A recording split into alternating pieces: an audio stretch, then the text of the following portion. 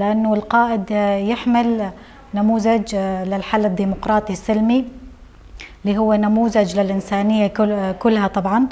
هالنموذج هو راح يدعي للسلام بالمنطقة والشرق الأوسط. وطبعا القائد عبد الله أوجلان كمان تطرق بفكره وفلسفته عن تحرير المرأة والشعوب المضطهدة طبعا لتنال حريتها، اللي نحن كنساء انتهجنا فكره ورسخنا فلسفته، فلسفة المرأة الحياة الحرية. ونحن لأنه لا يوجد حرية للمجتمع بدون تحرير المرأة، فنحن كاتحاد المرأة الأرمنية بشمال شرق سوريا ندعم ونتضامن مع الحملة العالمية للمطالبة بالحرية الجسدية للقائد قائد الإنسانية القائد عبد الله أوجلان. بو حمله گوش بو آزادیا فیزیکیا برابر حتی دست بکرن دم کا درجه مدید گرک سازین ما في مروه گرک رخصتن گرک دولت جی تولی حمله بونا يعني أبجي تخوستن إيرو إجبرجو راستي جري برابو أبدا من درجة زندان ده إجبرجو يجي جهاتي الدم هاتي جو ريبرتي آزاد درك بنا وجواك خب طيبات جي بشتي جو بيجن بيامن جو ريكرنا جبونا هركسي جبوجا جبونا جنا جبونا جواك جبونا روشة هيد إيرو بيجن روجدات أنا فيندا أمجي وك يكتياجين نزيدي يعني تش حملة دست بك أمجي بشكرها بحملة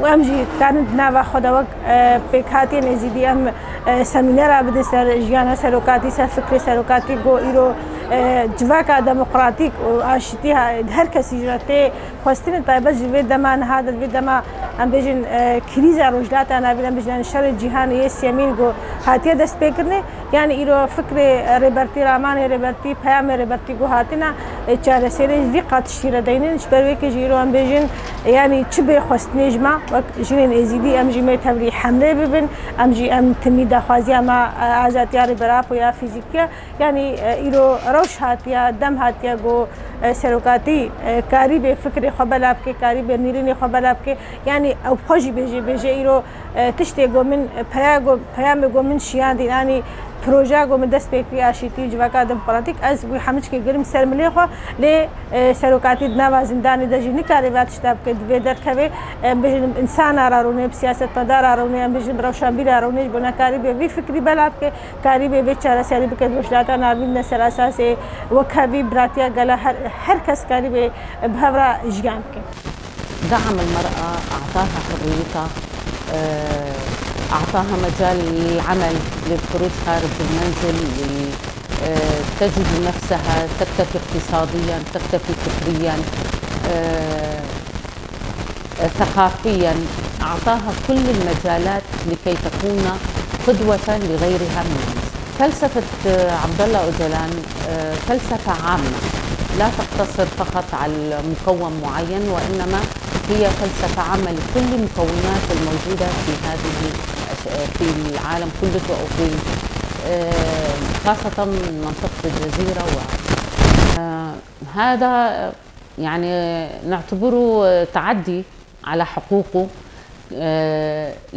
نطالب بإفراج عن القائد الكردي عبد الله أوجلان جسديا كونه يعني تعب أو أنه عمره لا يسمح بأن يظل في هذه الظروف.